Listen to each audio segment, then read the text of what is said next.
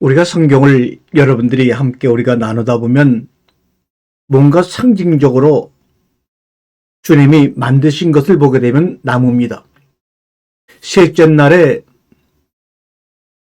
한쪽으로 아랫물을 모으시고 드러난 그 묻힐 땅이라고 말씀하시면서 그 땅 위에다가 나무를 심으면서 이 나무는 씨 안에 열매 가진 나무다 이렇게 말씀하고 있습니다.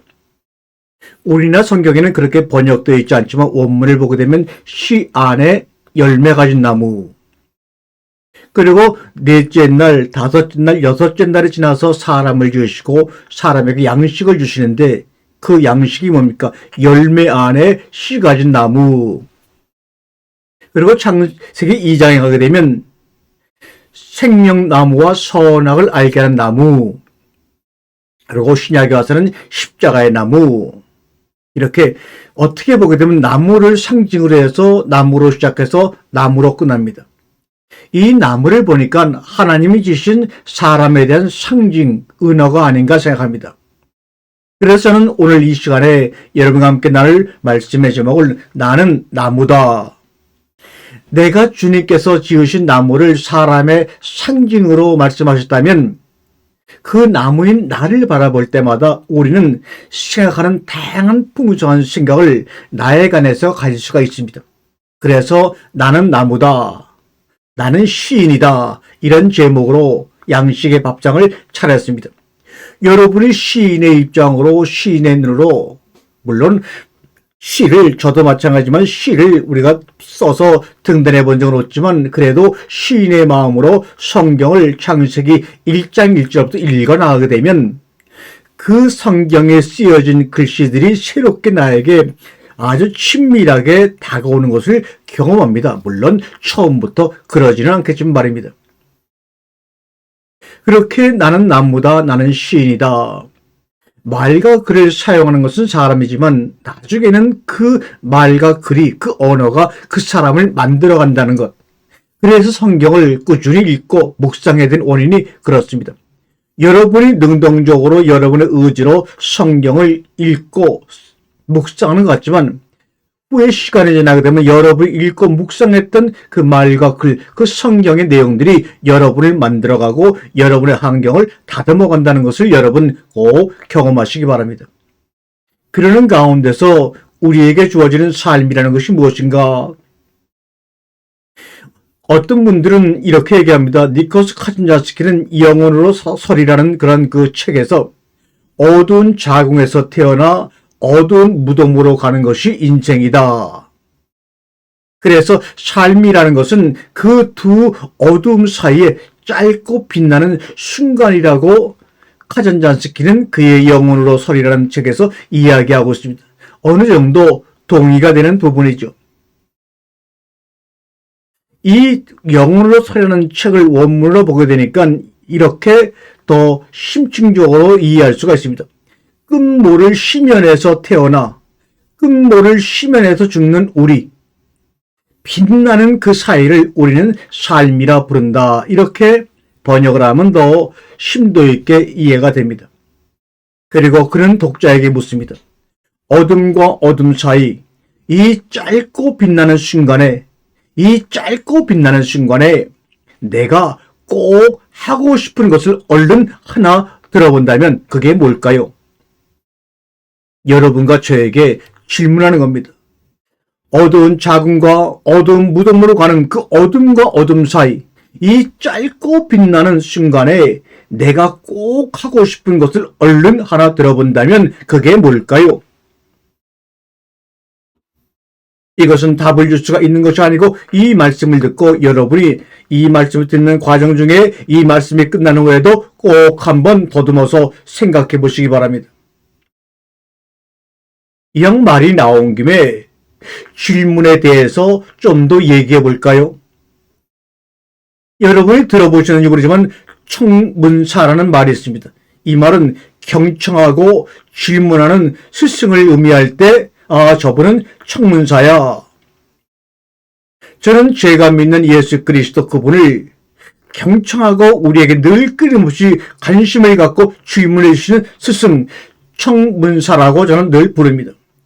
경청하고 질문할 줄 아는 사람이 곧 스승이라는 뜻이기도 하지요. 스스로도 자신을 질문하는 사람이라고 부르곤 합니다. 여러분도 그러한 청문사가 되기를 원합니다. 누군가가 조언을 구하면 먼저 상대에게 다양한 질문부터 해보시기 바랍니다. 좋은 질문은요, 정보를 끄집어내고요. 훌륭한 질문은 변화를 촉발한다는 것을 우리는 경험상 알기를 원합니다. 어느 책에선가 중국어에서 총명이라는 말은 이총목명이라는 말의 줄임말이라는 이야기를 들은 적이 있습니다. 이 말은 무슨 말이냐? 이총목명, 귀와 눈 밝으니가 지혜롭다는 말입니다. 그런데 여기에 아무리 더듬어도 입이 빠져있다는 사실은 의미심장합니다. 지혜롭다고 하는 것은 말하는 입을 통해서 지혜로움이 나타나는 것이 아니라 들을 줄 알고 볼 줄 아는 그러한 것을 통해서 그 사람의 지혜로움과 삶의 지혜가 나타난다고 합니다. 다시 말하면 말을 많이 하지 말라.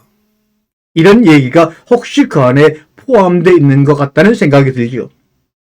그런데 예수님이야말로 우리에게 많은 말을 하고 이것이 답이야 저것이 답이야 라고 하셨던 분이 아닌 것 같습니다.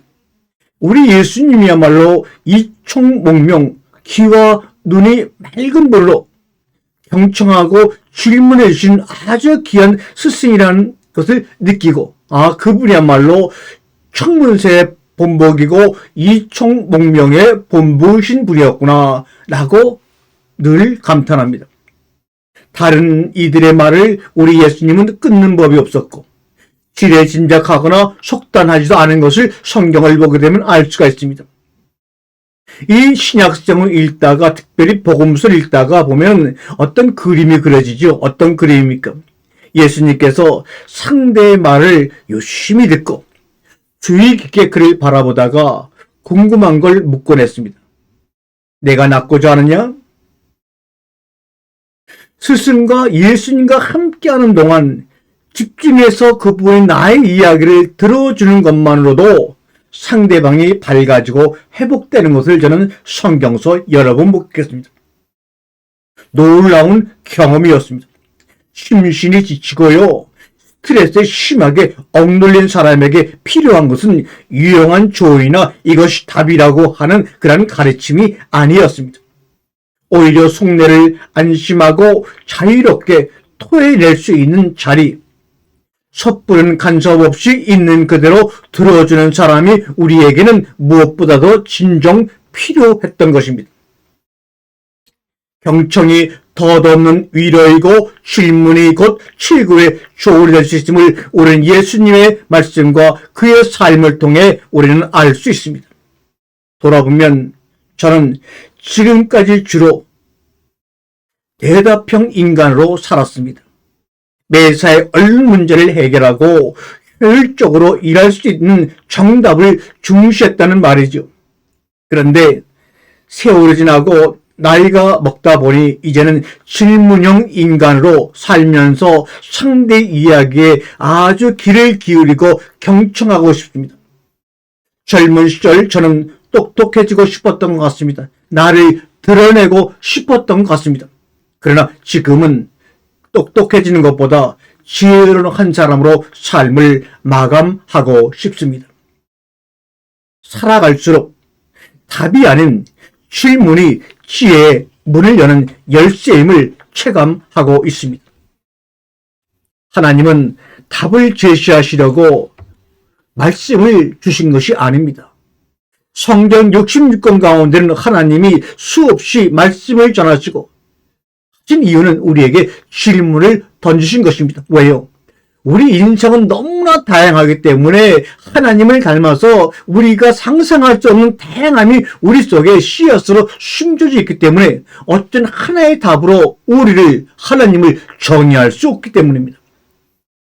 성도님들 역시 성서만 읽는 것이 아니라 성서의 내용을 각자의 체험과 사유에 따라 받아들이고 해석함으로써 새로운 버전의 자기만의 이야기를 만들어 내기를 우리 주님은 원하십니다.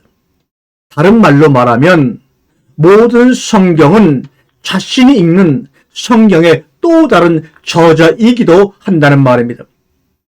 여러분과 제가 그런 질문에 답함으로써 성경을 읽는 독자를 넘어 공동 저자가 되어준다면 하나님이 얼마나 더없이 기뻐하시겠습니까? 복음서와 서신서들이 바로 그런 것 아닙니까?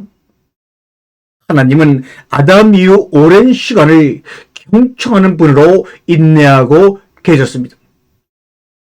성경을 보게 되면 주로 말하는 이는 인간들이었지요. 구약의 내용들이 특별히 그런 것 아닙니까? 하나님의 말씀을 질문으로 받아들이면 그것이 인간에게 복된 소리, 복음이 되는 거예요. 그러나 유일한 답으로만 받아들이면 그것은 우리에게 율법이 되는 겁니다. 율법이 따로 있는 것이 아닙니다. 모세오경도 그것을 우리에게 말씀하시는 하나님의 질문으로 받아들이면 모세오경도 우리에게 복음서가 되는 거예요. 저는 늘 마음속에 생각합니다. 나는 시처럼 살고 싶다. 어느 날 찾아온 생각이 나를 살아있음으로 떨리게 할 때 저는 그 생각을 따라 바람처럼 일어서서 따라 나설 것이다. 쏟아지는 햇빛처럼 혹은 퍼붓는 빛처럼 혹은 푸른 들판의 미풍처럼 나의 삶을 만들어가고 싶다. 어째서 삶을 시처럼 살 수 없단 말인가? 나는 내 삶의 시인이 되고 싶다. 마치 한 그루의 나무가 자라듯 나도 커가는 것처럼 느끼고 싶다는 것이 지금의 소박한 소망입니다. 여러분의 삶을 이끄는 힘은 어떤 열정입니까? 무엇에 대한 열정인지요? 무엇에 대한 믿음인지요? 무엇을 위해 살고 계십니까? 믿음이란 말의 어원을 우리가 곰곰이 살펴보면 그 단어가 품고 있는 노른자를 포착할 수 있는 경우가 있지요. 믿다라는 뜻을 가진 영어 단어 빌리브의 옛말은 빌레분인데 이 말은 사랑하다는 의미입니다. 영어의 믿다라고 하는 이 빌리브는 원래 옛말은 빌레분인데 이 말은 우리가 지금 생각하는 믿다라는 말이 아니라 사랑하다라는 의미입니다. 또한 나는 믿는다는 뜻의 라틴어 클레드는 코도라는 말로 우리말로 말하면 나의 심장을 바친다는 말에서 나왔다고 합니다. 그러므로 믿음이라는 것은 나의 심장을 바칠 정도로 사랑한다는 뜻입니다. 우리가 그동안 알고 있는 능동적인 나의 행위로 믿어보는 거, 믿어주는 것이 아니라 나의 심장을 바칠 정도로 사랑한다는 뜻이 바로 그러니까 아가페를 좀 더 강조한 것이 믿음이라고 말할 수가 있죠. 그래서 일본 명치신 때 러브라는 말을 번역해 하는데 아무리 뛰어난 사람들도 러브란 말에 맞는 타당한 단어를 찾지 못하죠. 러브를 일본 사람들은 뭐라고 번역했냐면 나 심장 터져 라고 번역했다고 합니다. 맞습니다. 나 지금 당신을 사랑하는 것 때문에 내 심장이 터질 것 같아. 이것이 바로 믿음이라는 말입니다. 나는 아무도 나를 따라오려고도 하지 않고 따라올 수 없는 옆길로 들어섰다는 것을 분명히 다시 한번 깨달았다. 나의 전존재는 진부한 생활의 의미를 부여해 줄 수 있는 아직 알려지지 않은 그 무엇을 찾고 있다. 여러분이 잘 아는 위대한 심리학자 구스타프 융의 이야기입니다. 나는 아무도 나를 따라오려고 하지 않고 따라올 수 없는 옆길로 들어섰다는 것을 분명히 한번 깨달았다. 나의 전 존재는 진부한 생활의 의미를 부여해 줄 수 있는 아직 알려지지 않은 그 무엇을 찾고 있다. 이것이 구스타프 융의 마지막 자기의 심리학의 결론입니다. 기러기는 언제 하늘을 향해 날아가야 한다는 것을 어떻게 알까요? 누가 그 계절이 왔음을 가르쳐주는 것일까요? 철새와 마찬가지도 인간도 분명히 알고 있습니다. 귀를 기울이기만 하면 내면의 목소리가 들립니다. 분명한 목소리가 미지의 세계로 너는 여행을 떠날 때임을 우리에게 알려줍니다. 소명에 헌신하는 사람은 빛이 납니다. 그래서 다른 사람들은 그를 통해 그의 별을 볼 수가 있습니다. 여러분의 소명은 뭡니까? 여러분은 어떤 소명에 헌신하고 있는 삶을 사십니까? 소명을 뜻하는 영어 vocation의 어원은 뭡니까? voice, 목소리입니다. 소명은 추구해야 할 어떤 목표가 아니라 들어야 할 부름의 소리입니다. 소명은 내가 행동으로 추구해야 될 목적이 아니라 들어야 할 부름의 소리입니다. 그런데 이 목소리의 발신지는 우리 내부임에도 좀처럼 듣기 어렵습니다. 어쩌면 너무 오래 내 안에 존재하고 있어서 그런지도 모릅니다. 생떼쥐베이도 여호와의 입을 빌려서 어린 왕자에게 조용히 알려줍니다. 마음의 눈으로 보지 않으면 잘 보이지 않아요. 매우 중요한 건 눈에 보이지 않아요. 내 경험으로는요, 마음의 눈을 뜨는데 질문이 아주 유용합니다. 이렇게 생떼쥐베리가 어린 왕자를 통해서 우리에게 들려주는 이야기입니다. 좋은 질문은 번개치듯 균열을 만들어 머리와 가슴을 연결해 주거든요. 한번 자신에게 물어보기를 바랍니다. 자, 물어보세요. 어렴풋하지만 여러분의 운명이 될 것 같은 그 일은 무엇인지요? 그것 혹은 그 느낌은 언제 어떻게 당신을 찾아왔는지요? 이 질문이 좀 딱딱하다면 다시 한번 생떼쥐베리의 목소리를 빌려도 좋아요. 그대 눈을 반짝이게 하는 그대 안의 별을 발견했나요? 그 별에 꽃 한 송이 아름답게 키우고 있나요? 한 문장이 화살처럼 날아와 단단하게 굳은 돌 같은 내 마음 밭을 뜯고 씨앗으로 자리 잡았습니다. 지금 이 시간이 그렇습니다. 나의 존재 의미는 인생이 나에게 물음을 가지고 있다는 것입니다. 바꾸어 말씀하면 나 자신이 세계를 향해 던지는 하나의 물음이요. 나는 거기에 대한 나의 대답을 제시해야 합니다. 그렇지 않으면 나는 단지 세계가 주는 대답에 평생 의지할 뿐입니다. 그때 인생은 내게 묻고 있었듯 합니다. 나는 누구인가? 나는 왜 여기에 서 있는가? 나는 어떤 존재가 될 것인가? 어떻게 살 것인가? 자신에게 질문하고 대답하라고 그 답을 여러분의 삶으로, 나의 삶으로 실현하라고 말합니다. 이걸 모른 채 나는 나를 잘한다는 오만한 착각에 빠져 세상이 멋진 문을 열어주기를 기다리고 있었습니다. 나의 무시가 계속되자 무의식은 내가 알아차릴 수 있도록 점점 강한 신호를 보내기 시작합니다. 너는 너에 대해 그리 많이 알고 있는 게 아니라고, 모르는 게 훨씬 많다고, 그러니 자신을 탐구하는 일을 멈추지 말라고 말합니다. 저 밖 세상을 향해 열릴 문을 찾는 내 앞에서 문을 닫아버리면 내면을 들여다볼 것을 요구했고, 한 방향으로 고착된 성격을 사정없이 흔들어 작은 자아를 확장을 시키고 왔음을 일깨워줍니다. 나를 꼼짝 못하게 만든 무가치함은 기존의 것들에 안주하지 말고 새로운 보물을 찾아 떠나야 한다는 신호였습니다. 나중에서야 나를 휘어잡은 혼란과 불안과 두려움이 무의식의 요구에 대한 나의 작은 거부와 저항에서 비롯된 것임을 깨달았습니다. 겨울에 잎 하나 없는 나무는 죽은 듯 보입니다. 하지만 겨울에도 자라고 있는 나무의 여정은 나이테에 고스란히 새겨집니다. 이것이야말로 거듭나는 생명력의 비법임을 이제는 우리도 알고 있습니다. 삶에는 새로운 페이지가 펼쳐져야 할 순간들이 있습니다.